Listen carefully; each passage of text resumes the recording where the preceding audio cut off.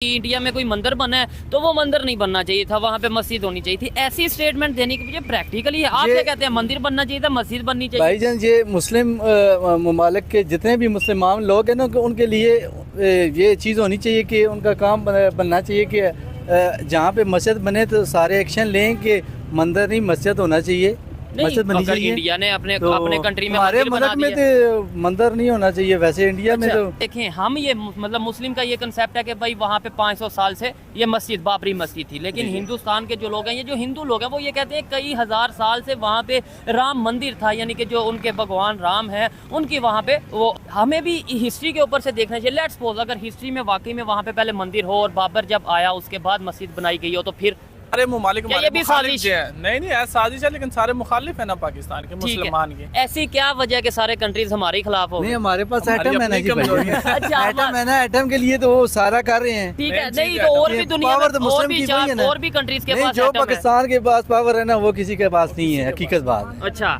Islamic भाई हैं फ़लस्तीन वाले, उन पे एक इतना बुरा टाइम आया, हमारी कोई भी मतलब कोई किसी भी किस्म की हेल्प नहीं मिली हमें किसी भी इस्लामिक मुल्क से। हमारे पास हम हमेशा दावा स्टेटमेंट देते रहे हैं। एग्जैक्टली, हम हमेशा दावा करते हैं हमारे पास सबसे अच्छी फौज है, सबसे अच्छी एजेंसी है, ठीक है, किसी काम की नहीं है। ठीक है।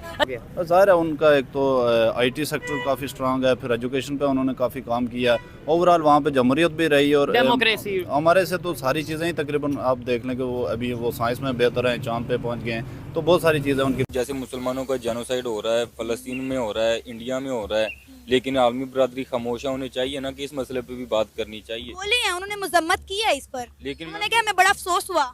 लेकिन मैम वो खाली कागजी मजम्मत है ना, उनको मरम्मत की भी साथ ज़रूरत है। तो अभी उनको मरम्मत होगी तो ये मुसलमानों के साथ ये रवैया कुछ बेहतर करेंगे, वैसे उम्मीद तो नहीं है।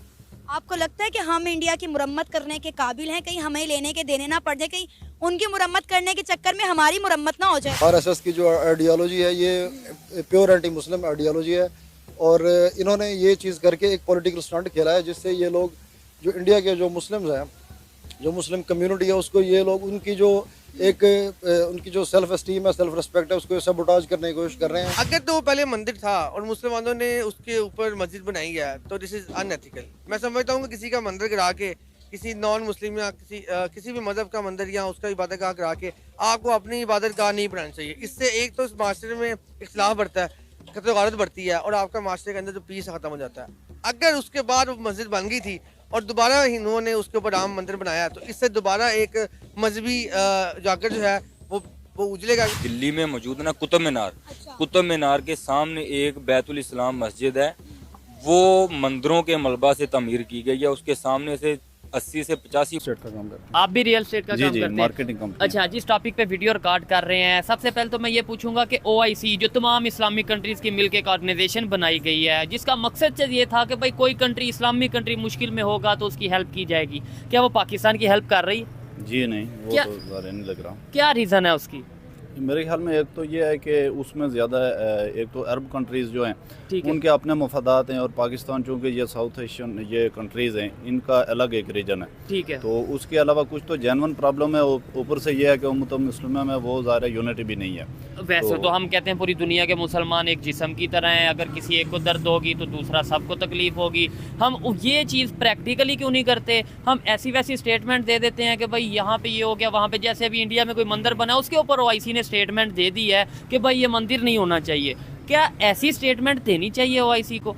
देखिए, मेरे ख्याल में तो इस तरह है कि जितने भी इस्लामिक कंट्रीज़ हैं इस टाइम तो वो सारे अपने अपने मफादात की बात कर रहे हैं। पाकिस्तान हो गया, ईरान हो गया, ये कुछ कंट्रीज़ ऐसे हैं जो मजहबी स्टेट हैं, ठीक है, तो ये कुछ थोड़ा बहुत तो बोलते हैं ओवरऑल।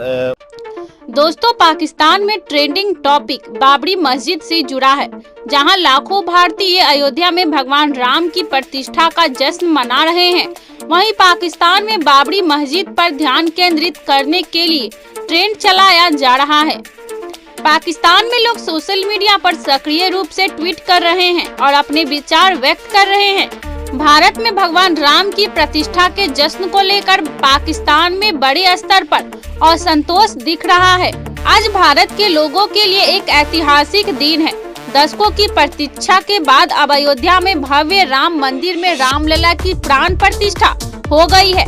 इसको लेकर देश भर के लाखों श्रद्धालुओं में जबरदस्त उत्साह है।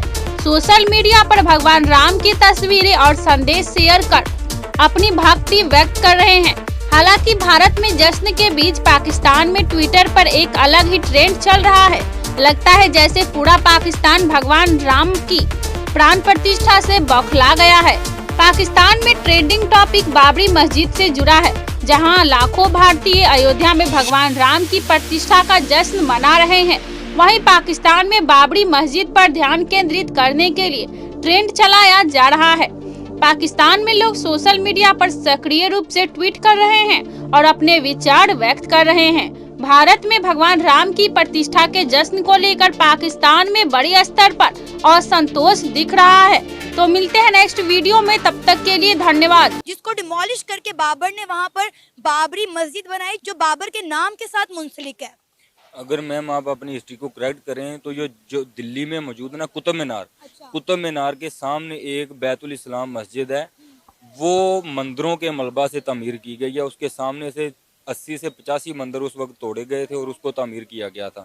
लेकिन जो बाबरी मस्जिद है, बाबरी मस्जिद के रिलेटेड इस तरह का कोई भी सबूत ना हिंदुओं के पास मौजूद था, ना है और ना कभी होगा। वो बिल्कुल और मुकम्मल तौर पर बाबर ने एक खाली ज़मीन पे इस्लाम की खातर वहाँ पे उसने वो कायम की थी।